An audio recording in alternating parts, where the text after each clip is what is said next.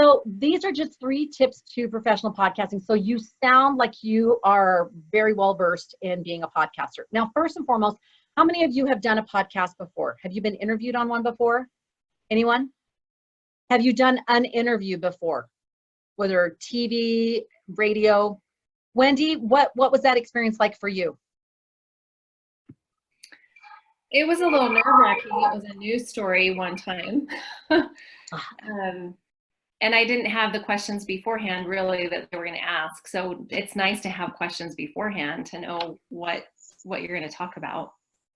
That's so helpful, because otherwise you just don't know what's coming at you, and you have to sound very articulate in a very short time. And that goes for podcasting. When I'm doing my Studio 5 segments on TV, we have usually about a 6 to 8 minute segment. And I usually have 3 tips that I'm getting in there. So I have to cover a lot of information in a short period of time. So I have to be very concise in what I'm saying without it sounding like I'm being all impersonal and it's just facts, right? So with podcasting, you have a little more leeway. You can do podcasts that are 5 minutes. You can do 8 to 10 minutes. You can do 15. You can do 30. You can do an hour. It's totally up to you how long you might want to do a podcast. I'm not suggesting that every one of you wants to do one. I'm saying it's a really great medium for you to use, because it is just blowing up. All of the podcasting right now is just so trendy. And it's beautiful because it's easy to listen to. It's easy to use as you probably know, as you're running around, you're working out, you're driving. It's wonderful to find someone, if you like them, then you know the content that you want to hear. We don't always have time to read a book, right? But we have time to be able to listen as we're going around. So it is a really high functioning medium, and I love it. I love, love, love it. Now, if you remember from last week, I had you make your media match. Did anybody get verbal? Just find out. Did anybody put down verbal, that they felt like they were very good with verbal? Yeah, Becky? Great. Awesome. So it may not be that you want to do a podcast, but I can guarantee that if you go farther in what you're doing, there's going to come a time where someone's going to interview you. So this is sort of podcast/interview skills. So just kind of keep that in mind as we're going along. If you're like, well, I'm not really going to actually do a podcast or whatever, just know this is for being interviewed as well. Okay. And this is really where the 5 to 7 potential questions are key, is for the interview. So the first thing we want to do is have relevant content. That may sound like a no-brainer, but you may have like the best information from like 5 years ago that you think is awesome and you want to share, and it's not necessarily going to connect with your audience. A great thing to do about relevant content, though, is to repurpose it with a new twist. So, for example, with Studio 5, we're going into the 14th season of that, which is unbelievable. 14th season, which is fantastic. But do you think we're just sharing all new amazing things for 14 years? It's the same basic concepts, a family, health, all of those things, same things, but just putting a new twist on it, something unique, something interesting, something that would be your fingerprint on it. So consider that. So just consider what are 3 topics that you can discuss that you feel are relevant to the needs or desires of your audience. And you can just jot down those right now, just if it comes to mind. What do you feel is relevant right now? Now, with what our situation is in society, there's been a lot of racial attacks and religious bigotry. There's been lots of political concerns. This is probably going to happen for years, sad to say. But there's a variety of topics that are on trend. I know last year, there was so much about anxiety and depression and anxiety in children. And so those are kind of things that you want to look for what's trending and find out, how does that fit for you? What does that look like for you as far as you fitting in and giving key pieces of information so that people will go, oh, she knows, she's like the hub, the expert on this thing. Not that you have to be an expert, but that they can say, I can see a place for your information. So think of those 3 top topics. And then to mine questions from your content for your podcast, get that relevant content. Once again, leveraging. You go back to that speaking outline. You can get those 3 key points from your keynote. You can get them from your 3 to 5 social media posts that I asked you to do. Those are simple, easy ways. If you're not sure what to say in an interview, that's how you're going to develop your questions, because you're going to say, well, what are the 3 to 5 posts that I want to talk about, or my 3 messages in my outline? And then you're just going to turn it into a question. Other things you can do underneath that. So I have 3 speaking points from your keynote. Origin story. That's always something people want to ask. So what made you get into this? What is it? Why is this your passion? What is it that made you start this whole path, right? That's your origin story. So you really want to make sure you have that down and down pat. So it's really short. You can make it short, you can make it longer, but you have it so it can be short. And then the pain points, just like in the keynote, you want to hit those pain points when you're in an interview or when you're talking on a podcast. When I sit down and go through organizing a podcast, I will think there's a subject that's on my mind or that I've been reading about, and I'll think, what is it that's making this difficult in people's lives? And so I write down 3 or 4 or 5 pain points, and then I pick out the ones that I feel like are the most relevant, and then I will go under and I'll start thinking of things that I either just read or stats or quotes that I've heard or things that I know in my file that I think these would be really good to share. So I'm just making sort of like a little mini talk, but I'm doing that and I just put it on a little sticky note so that when I'm podcasting, I just glance at my sticky note and it reminds me that's what I want to say. So you don't have to be all intense about it, but you do have to be purposeful. And that's the beauty of a podcast. You can stop, you can start, you can go back, you can edit. It's such a fun thing. So ideal desires. Another way is to openly talk about the ideal desires of your audience. Maybe they want a quality of life that you know they want, but they just don't know how to get there. So start them with that. Remember, you either start with pain point or you start with ideal, so that either way they can see where they're at is not working and they want to be at a better place. And you are the line between 2 points, right? You're the shortest distance between how you're going to make that happen. Then problems encountered. So yeah, you're going to move forward, you're going to help them change, but here's some problems they might encounter along the way. You want to talk about that. When I was interviewing Heather Woolsey about the domestic violence situation, she lobbies on Capitol Hill. It was wonderful to be able to say, okay, so that's a beautiful thing that you're doing. What are some of the problems that you encounter? What are some of the problems that, because most women listening are not lobbying, right? What are the problems that you see for women in domestic violence that keep them from getting treatment, that keep them from changing the situation, that keep them from getting the help that they could get? So I'm trying to liken it always to my audience, not just cool facts that would be fun to share, but always about that person listening. And that's where your audience avatar comes in. Always keep that audience avatar in mind. And then unique solutions. So if you're in your podcast, if you want to share some unique solutions that you have, that's a great place to do that. And then events or experiences. If you want to share, oh, you know, when we had this big conference where you got this, and this was the experience that we had there with this particular point that you're making, beautiful. Then that's a way for you to weave in some things that you do and how it's blessing people's lives, or that people get to know you have more services and more things that you offer. And I'll talk about weaving in just a second, a little bit more. Any questions on that? Just a really good way to just, if someone says, hey, we need 5 to 7 questions, like we have our guest this week, and I asked for 5 to 7 questions. And so I came up with a few, and then she just sent me hers. It's so easy. I was able to just get them very, very quick, thinking of the audience avatar, thinking what pain points they have, thinking what ideal they have and what keeps them from getting there. And that helped me write up those questions so that she can solve that for them. Does that make sense? Any questions? I have a question, Connie. Yeah. Mm-hmm. When you're doing podcasts, are you doing it at a regular time? Like, are you doing this weekly at a certain time? Do you just put it up whenever? Like, what's the schedule for a podcast? And that's up to you. You can do it live or you can do it taped, right? And I do pre-recorded. So I always do it pre-recorded, but I send it out every week and we do it at the same time, which is a Thursday newsletter. And every once in a while, there's some kind of blip or something, but usually it's every Thursday. They know that a new podcast is coming out. So they you put them in that anticipatory cycle so that they know that that's what's coming. And it doesn't really matter. Tuesday and Thursdays are really good days. Usually you'll see Podcast Tuesday. It is so saturated on Tuesday right now, but for me, it just worked out better to do it on a Thursday. So that's what I'm doing right now, and I may change it, but it's usually just choose a day of the week, and you can, that's another great vehicle too, is your newsletter. So that they know it's another piece of another reason why they would want to join your newsletter, because it's selective content, it's exclusive. So if you want to give them, you're going to be the first ones to know about my podcast. And then maybe after the newsletter, then, you know, whatever you want to do with it and put it on social media, but you give them that kind of exclusivity. Great question. Any other questions so far? Okay, so this is where the questions come from. What are 5 to 7 potential questions for a podcast interview? So has anyone written down any questions they can think of that if I were going to interview you, what would be things you would want me to ask you? So when, for example, when people want to interview me, when I just did the Lisa Valentine Clark show, so I sent them a list of potential questions. So I had questions like my origin story, why it matters to me that women learn and how to live purposeful, organized, and joyful lives. I talked about what powers are in purpose, why it helps, what the benefits are.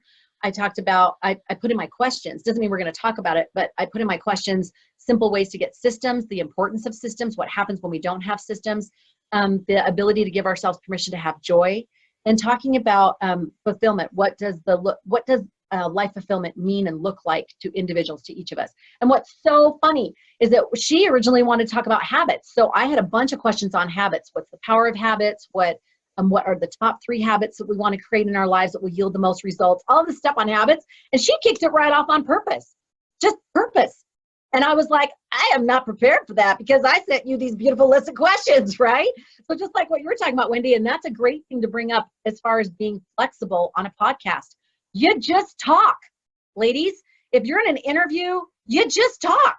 And if you're not sure what to say, kind of schma until it comes to you. That's what happened to me with Studio 5. I can't remember if I mentioned, but this last one, they were talking about something and I couldn't remember what my point was. And then, it was 2 times ago. And then finally, as I started talking, it came to me what it was supposed to be. And so then I was able to weave it in. So whatever you do, don't just leave dead space. You can say things like, that's a really great question. Now, if you want, you can do that. Not Teddy Roosevelt, what's his name? Anyway, he's a politician.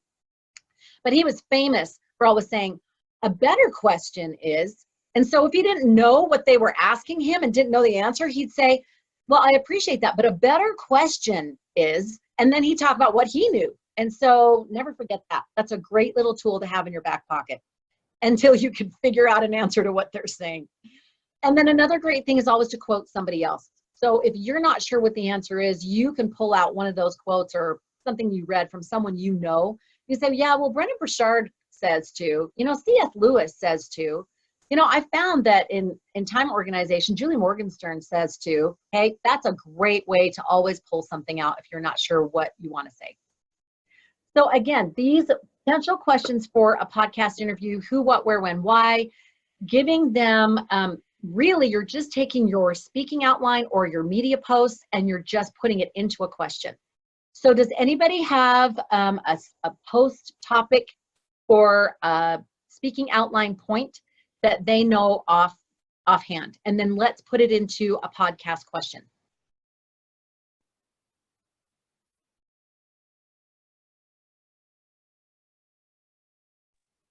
Can you ask that one more time? So, Olia, what's one of your speaking outline points? Like rebuilding after a loss? Mm-hmm. So you have 3 points in your speaking outline. What's one of those points? One of the points is coming to a place of acceptance. Okay, coming to a place of acceptance. So how could you switch that into a podcast question? A podcast interview question or talking about it in a podcast? I guess you could ask what acceptance looks like, or what kinds of things that they've had to go through to come to a place of acceptance. Those are good. So consider what keeps us from acceptance, what helps us get to a place of acceptance. So you look at the negative and look at the positive, how to get them where they want to be. So what keeps them from, what will help them get to a place of acceptance, what are obstacles to that, what are quotes or points that other people have made about acceptance, right? So that's how you start building and layering your content for a podcast. And then for an interview, you can say those very same things. What keeps us from getting to a place of acceptance?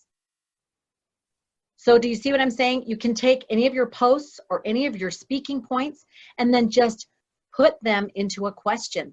And when you do that in a question, whether it's an interview or a podcast, if you're doing a podcast, you're just going to answer your own question. Now, it doesn't mean you say out loud, so what keeps us from, although that's a very good idea because it keeps it very clear, but you don't have to say every single question. Otherwise, it just kind of feels formulaic. But then you can weave it in. With doing an actual podcast, it's so fun because you can share it by stories, and storytelling is very important in podcasting. So it's really fun to be able to do it by stories, and then you share a question, you share a point, and then you tell a story, and then you pull out the pieces that you want. That's also a good thing to do in an interview. You just have to do it quicker. So when you turn it into a question, then that gives you your 5 to 7 potential podcast interview points, right?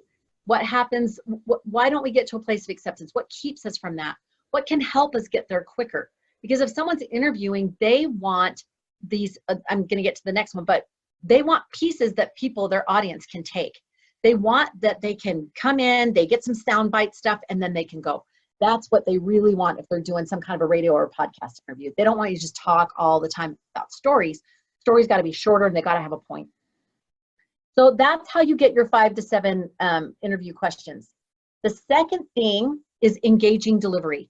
So first, to be engaging in your delivery, your voice, it has to have an easy listening quality. So it's so good for you to record yourself and see how you sound. It's painful. I know. It really is. I know we hear ourselves differently from inside our head and outside. And sometimes I'm just like, I can't listen to myself. Stop it. Stop it. So just know that may be how you feel. But the things I want you to listen for is not, oh, I can't stand this myself. I want you to listen for actual things. Pops for repetitive habits, like saying and yeah and like. Look for those. And that will only help you in your speaking. But this is so good. In an interview, it's so distracting when someone's saying, you know, like when you have like, drives you crazy. Or they say, well, on radio, if you imagine, you can't see the person, you're not distracted by their face, what they're wearing. Suddenly, in fact, I want you to do this. I want you to close your eyes. Just for a second, just close your eyes. Okay. So I was talking with my kids yesterday, and we were talking about what was going to be the best thing for this week, and they were doing a bunch of different stuff. But anyway, I was trying to gather them for a family thought, and it was, well, you know how it can be. It was just hard with kids. Okay, do you see what I'm saying? You can hear my voice is monotone. Am I talking about relevant content at all? No. I'm off on a story that nobody cares about, right? And they're just going to turn you off. So whether it's an interview or whether it's a podcast, whatever. So when you're talking and you're engaging and you're speaking with some voice that's unique even, then that's something people want to listen to. Keep it conversational. Sometimes when we get interviewed or we do a podcast, we get very official and we start talking like this, like we have to enunciate, and we're talking like we're going through a factual dissertation. So keep it conversational, keep it smooth, keep it enjoyable, just like you two are talking, though you're keeping the audience in mind. So it's really conversational, and that makes it easy to listen to. And then if you can, make the information sound biteable. So that interview, when it's done, they can tweet some of those sound bite things that you've said. And that is a beautiful thing. So think when you're writing out your questions, your potential interview questions, consider the answers in like a sentence. So if someone asks you a question, then you could just give them a sentence. And as, not that you would just stop there, but you give them a sentence and then you can elaborate on it. But there's that sound bite. That's the thing that they want to hear. They want to put that on their social media, or they want to have their listeners walk away with it and go, okay, they got something that was a really great little sound bite that they can talk about, the water cooler talk. So they can talk about it at the water cooler. So just consider that. So that would be some of those isms that you have. If you can throw those isms in, if you can throw your tagline in, those are just those are key. And then and then energy, consistent. It doesn't mean you have to be like you're gonna do a cheer at a ball game, right? But it needs to have energy behind it. So even if you just are dragging that day, you just gotta pump yourself up, do a little running in place before they do it, and then sit down and you're there, you're excited. Keep thinking, I'm so excited to share this with the audience, because your voice will sound more flat than you realize on a podcast. So you want to have energy behind it. Doesn't mean you're squealing, doesn't mean that you're being really intense. It just means there's some good energy behind what you're saying. That keeps it feeling alive. And it's very, very important that you've got some kind of energy there. Otherwise, people are just going to turn you off. In fact, what's interesting is that when we look for speakers for the You Got This conference, we actually, as a board, had to decide against a few speakers who were actually amazing in their genre, but they did not have energy on stage. They couldn't sustain it. They couldn't keep the capture. So that's something to consider, that even if generally you're a quiet person or you're a little bit more mellow, that's okay. But just know that they can know when you get on media that you got energy and you're rolling. And that's super important.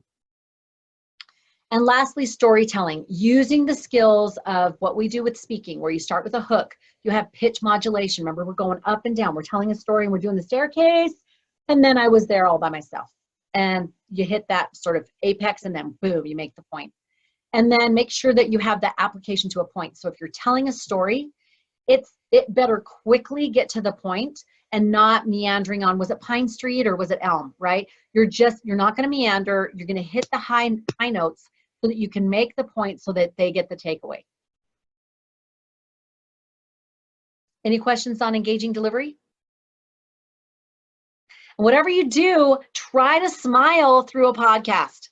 Okay, no one can see you, so it's okay. Put a little smiley face on your hand or on a little sticky note, so every time you look at it, you remember to smile. People can hear the smile in your voice. So it makes you feel positive and upbeat. When I was doing the Lisa Valentine Clark show, it was so funny. She's like, yeah, so we have, morning commuters. And so, they need a little bit of fun and sunshine. I think I totally fire hosed them, the poor things. They're looking for a little sunshine. I'm like, wah! But I loved it because they want some oomph. They don't want to be put to sleep at the wheel. And then, of course, the last thing is the takeaway.